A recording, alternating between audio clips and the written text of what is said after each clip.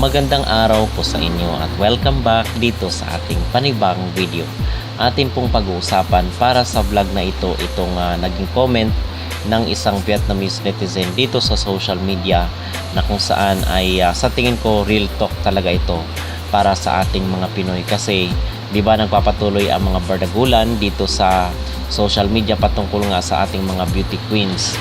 Pero itong naging comment ng isang Vietnamese ay talagang sapul na sapul ang mga Pinoy mga kapultiyak kasi alam pala nila, little did we know na alam pala ng mga netizen na ito ang mga nangyayari sa ating bansa. So ano ba yung naging comment ng isang netizen dito sa social media? So ang sabi niya dito, the Philippines only surpasses Vietnam in beauty pageants. In everything else, it lags far behind. The Philippines was once richer than Vietnam, Thailand, and Indonesia during roughly 1960 to 2000 due to US colonization and infrastructure investments. But that's the past.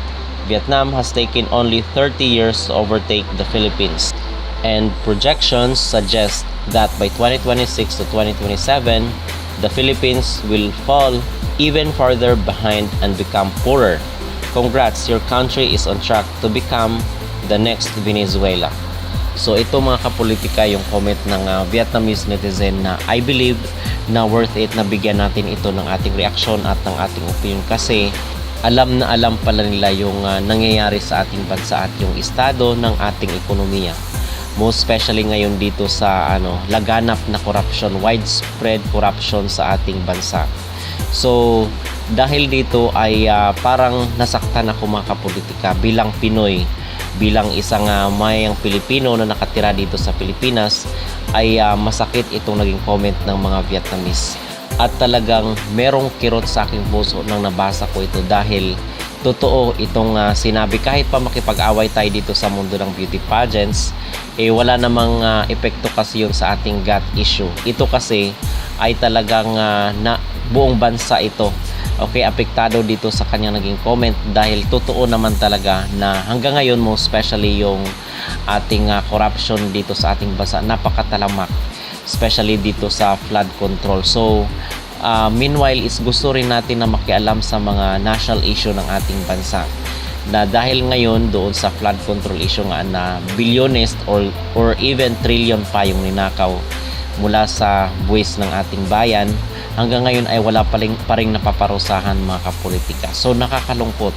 So agree ako dito, even tayo is nag-away-away tayo sa mundo ng beauty pageant, pero dito pagdating sa isang realidad na tayong lahat ay apektado kahit hindi yung mga supporters ng beauty pageant ay talagang affected dito sa talamak na korupsyon sa Pilipinas. So nasaktan ako mga kapolitika dahil alam na alam nila. At hindi lang sa korupsyon, lahat talaga ngayon is pababa. Even yung tourism sa ating bansa, napakababa ng tourism percentage ng Pilipinas. So kumpara mo dito sa ibang mga bansa katulad ng Thailand, Vietnam, Cambodia, Malaysia, yung mga karatig bansa dito sa sa Southeast Asia. Talagang nasa bottom list mga kapolitika ang Pilipinas.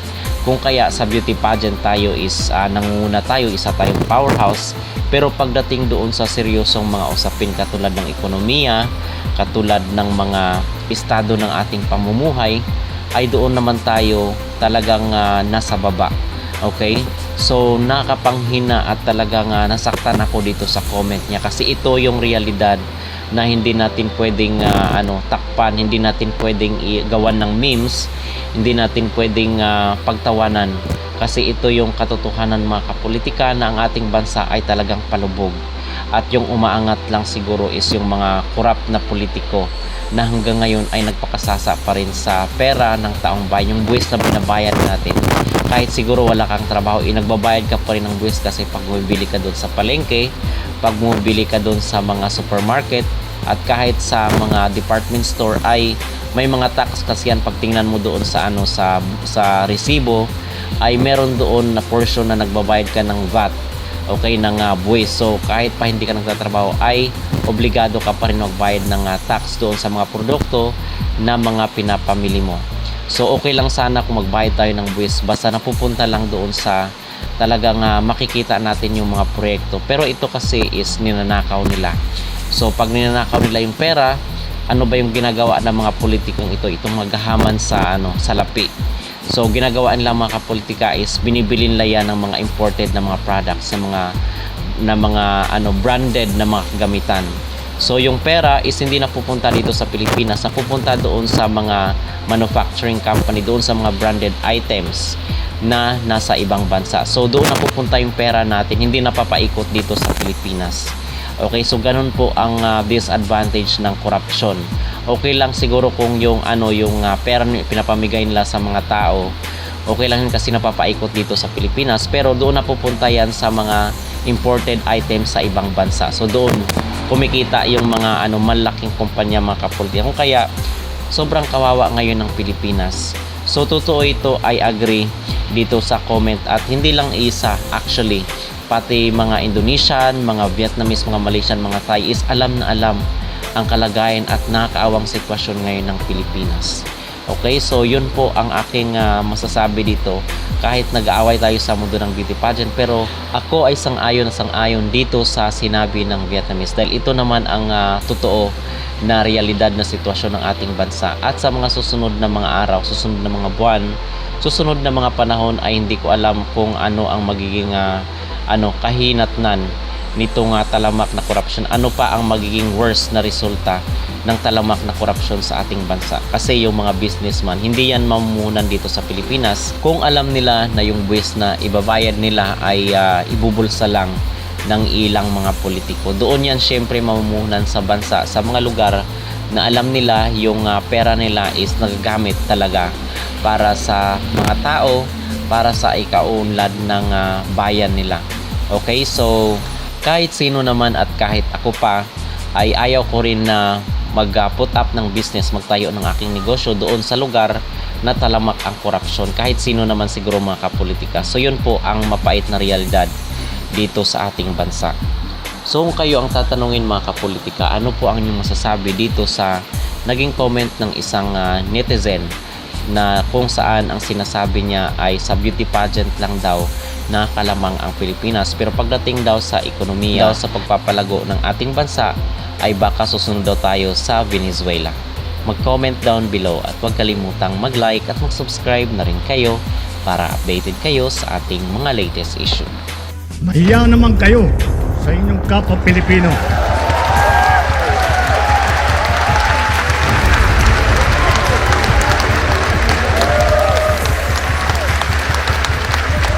Mahiya naman kayo sa mga kabahayan nating naanod o nalubog sa mga pagbaha. Mahiya naman kayo lalo sa mga anak natin na magmamana sa mga utang na ginawa ninyo na binulsan nyo lang ang pera. Nag-umpisa ang lahat sa State of the Nation address ni Pangulong Ferdinand Marcos Jr. Bukang bibig ng Pangulo, panagutin ng mga kurap at nasa likod ng mga palpak na proyekto kontra baha. Ang mga flood control projects na nagpalubog sa maraming lugar sa bansa, kabilang na ang Metro Manila.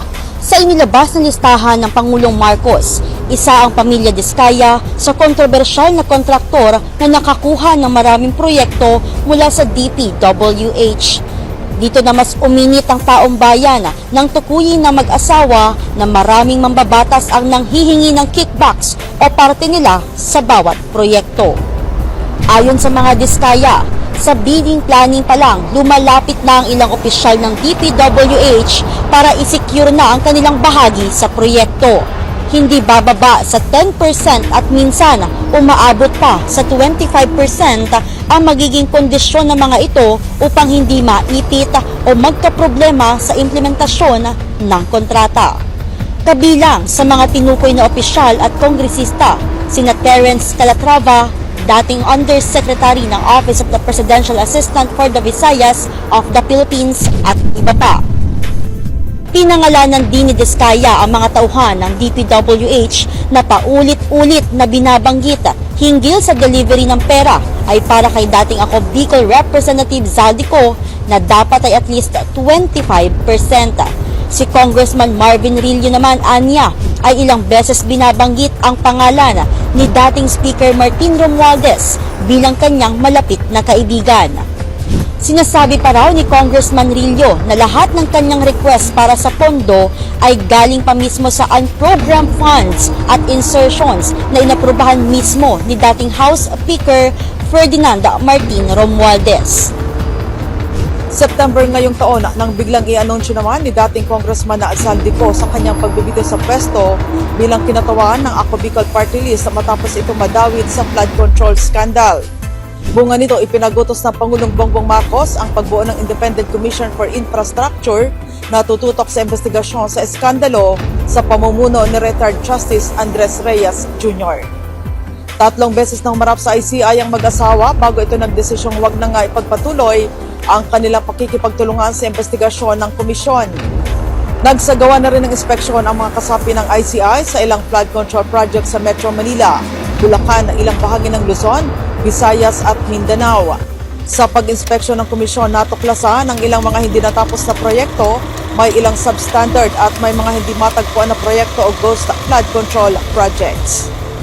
Tumugma naman ito sa pag-amin ng ilang DPWH engineers na kahit isa ay wala silang proyektong ginawang naayon sa standard dahil lahat daw ito ay pawang substandard ang pagkakagawa.